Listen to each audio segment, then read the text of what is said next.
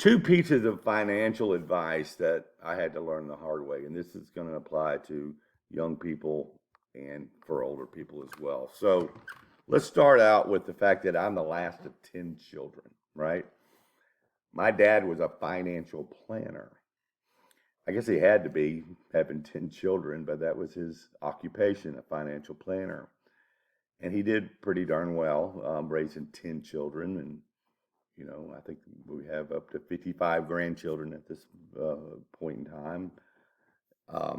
The thing about it is, he was always telling me, John, and save, invest, invest, invest, even as a young adult. And even in my teen years, trying to drill in my head how important it is to do.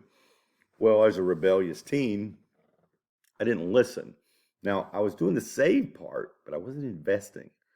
And I did that for a matter of like 12, 15 years of just saving my money, but for whatever reason, I wasn't pulling the trigger and putting it in the market, right? Now, I want to backtrack for a young person that would have taken his advice. There's some figure you need to know. If you were to just grind it out and put away about $27,000 and you're between the age of 20 and 24, and you just set that money aside and never invest it again. As far as the markets and the average of what the market makes over that period of time till your retirement, you can never look at that $27,000 again and open it up when you're around 60 years of age, retirement age, and you'll be a millionaire without even having to keep on adding to that amount because you started early, and that's so important.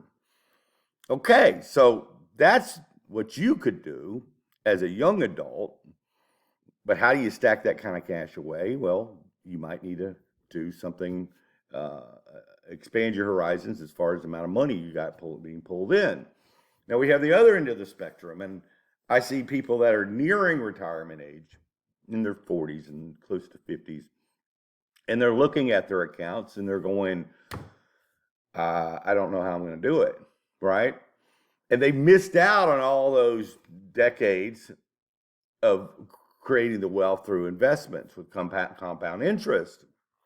Well, another route and a piece of advice I would give to you folks in this situation is you're going to have to kind of cheat the system in a little bit and bring in more income than actually even the market would make you.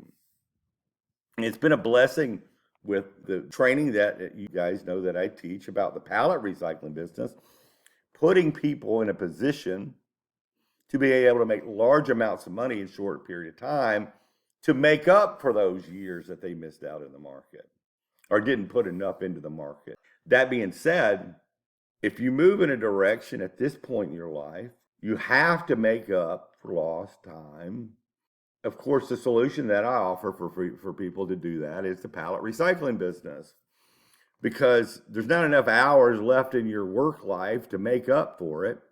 So you have to switch that out. Don't trade time for money anymore and find a vehicle that's going to pay you per unit and keep your low overhead so you're not getting your nest egg, what you did save, and risking it into some new business. Have a low overhead business. Fortunately, in the pallet recycling business, we get around 95% of our stuff for free, or even the stuff that we do pay for, we could quintuple and sextuple the money that we make. Meaning, like if we spent $2 on a pallet and sell it for 12, well, that's 6x, right? On your money, even on the ones you purchase. But it's really nice to have an operation where you don't have the warehouse or the employees or the overhead or the equipment outside of renting a truck, possibly, if you wanted to get started with this, to be able to catch up for lost time. I wish I could rewind the clock for myself and had taken my father's advice earlier than I did. I was just a stubborn young man, and for some reason, I liked to see the amount of money I had in my checking account, but that money could have been working for me those first 10, 12, 15 years of my adult life, where I had to make up for lost time as far as doing the pallet recycling business to make a difference in my life and turn the tide and catch up with where I needed to be financially, because I lost out on that compound interest all those years. So do the smart thing. If you're young, find a vehicle like I teach as well, or something else that can stack that type of $27,000, $30,000 to squirrel away, act like you don't even have it, and let that compound interest work for you until your retirement age, and have that nice nest egg because you did the hard work in your early years. Or if you're older, it's time to make up for lost time. It's time to find something that will make up for that loss of compound interest, or the amount of money that you had to put away is not going to quite meet what you're going to need for retirement.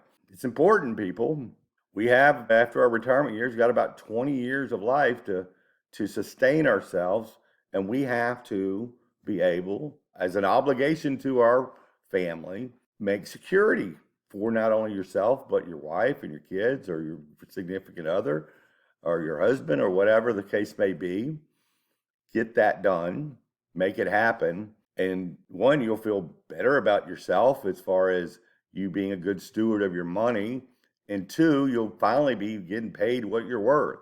Anyway, I hope this sunk in a little bit, and I hope some of you out there will take heed of it, because I talk to a lot of people that are in a tight spot at this point in their life because they haven't done what they needed to do, and now they're trying to play catch up.